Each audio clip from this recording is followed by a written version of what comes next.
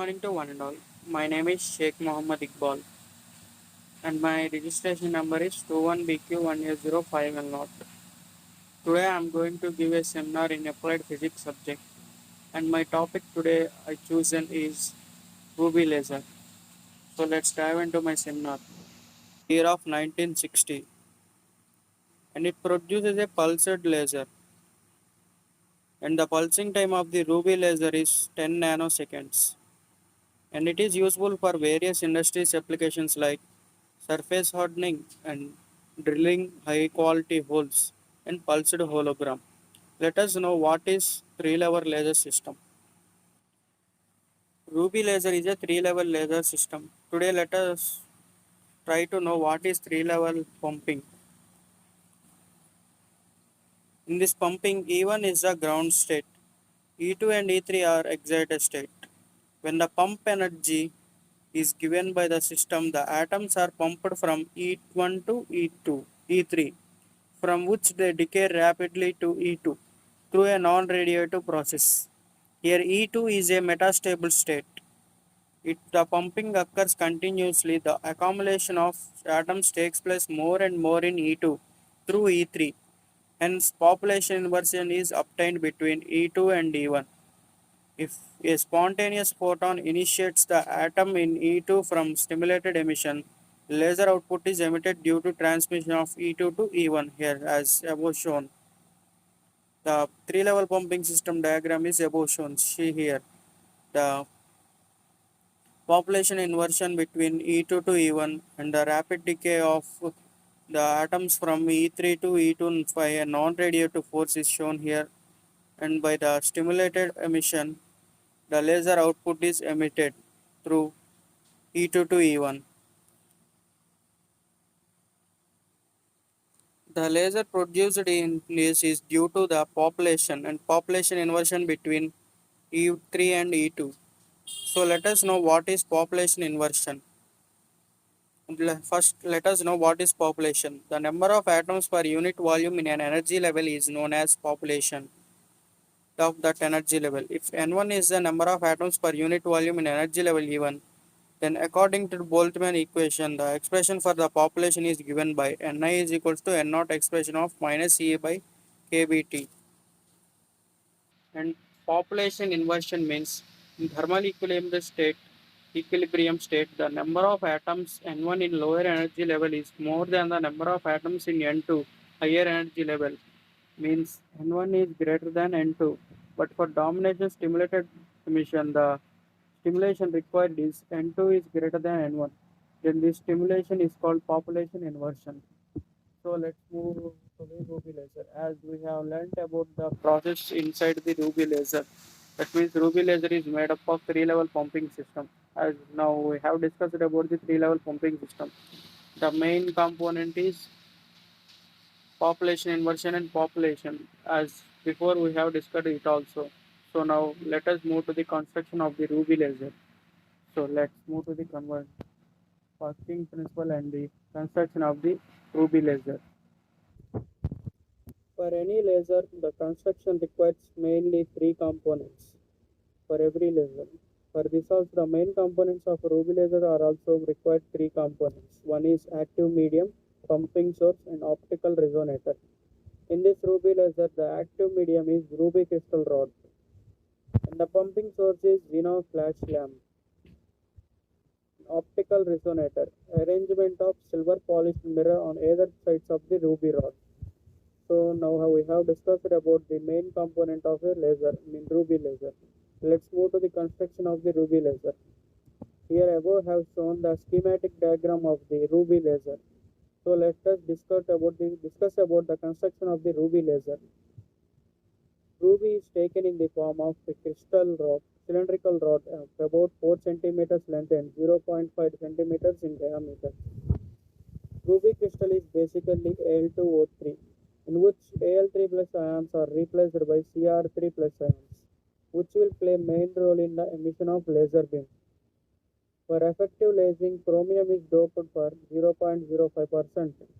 A xenon flash tube is arranged around the ruby rod, which supplies a flashlight to the active medium to achieve population inversion. Only a part of flashlight is used to pumping the Cr plus 3, while the rest heats up the apparatus. So, cooling is required for this apparatus. A cooling arrangement also provided here to keep the experiment set up in the normal temperature. At the two ends of the rod crystal are grounded and polished off. One face is silver fully reflected surface and another is partially. The laser passes from the partially reflected surfaces. As we have discussed about the working and construction of the ruby laser, here is the schematic diagram of the sheet. Here the flash lamp. At the end of we have reflecting surfaces, partially reflecting end face and fully reflecting end face.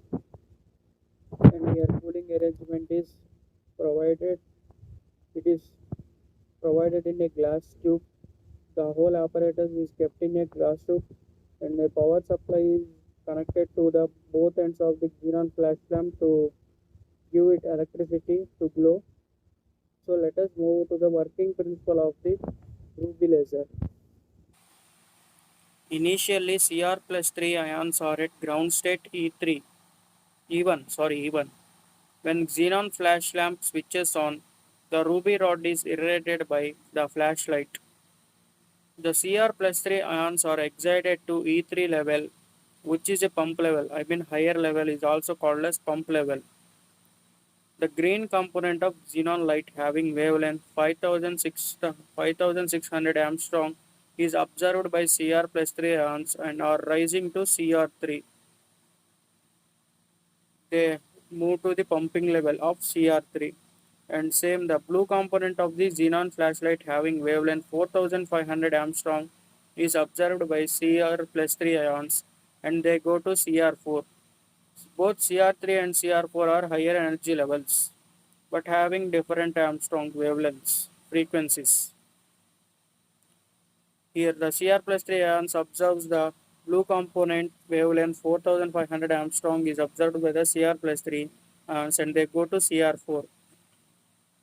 From the excited state E3, the atoms spontaneously fall to the metastable state E2 at a rate of 10 power 7 atoms per second by a non-radiative transition at a rate of 10 power 5 atoms per second. As we have learned before in three-level pumping system, from E3 to E2 there is a non-radiative transition that the electrons move to the metastable state. Then only population inversion will possible.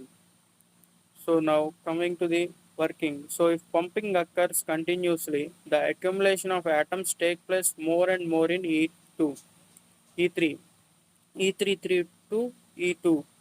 If more and more we apply the xenon flashlight observes the Cr plus 3 observes more flashlight from the xenon, the more energy it gets. The more atoms accumulation will increases. The more accumulation for atoms from E3 to E2 increases. So the lifetime of the atoms in E2 is greater than all E1 and E3. The accumulation of atoms takes place more and more and in E3 through E2 through E3, which gives population inversion between E2 and E1. A few Cr plus 3 ions spontaneously fall from E2 to E1 by emitting an incoherent photon. These emitted photons are reflected from the mirrors, which enables the stimulated emission from E2 to E1. Photons traveling along the axial direction are repeatedly reflected and amplified and emerged out. And this is a continuous process. Again, these photons are gets reflected and amplified and emerged out.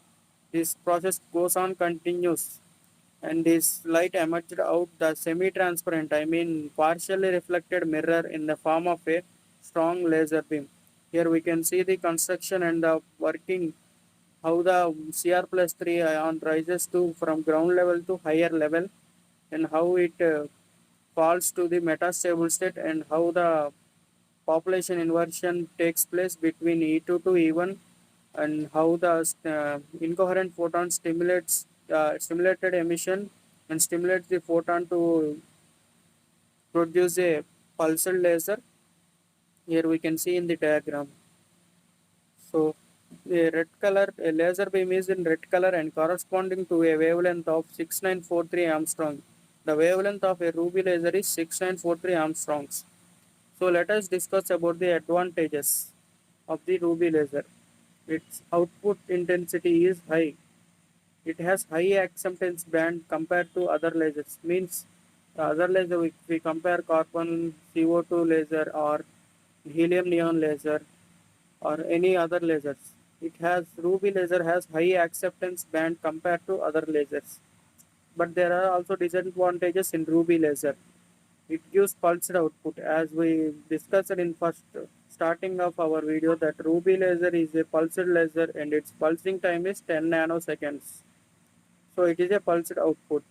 The efficiency is also very poor. So here the ruby laser efficiency is poor. So today we have completed about the what is ruby laser, what is its construction, how it works, three levels pumping system and population inversion, its working principle, its construction and its schematic diagram, and the inner working principle and advantages and disadvantages. Thanking you for giving me this golden opportunity. This is Iqbal signing off.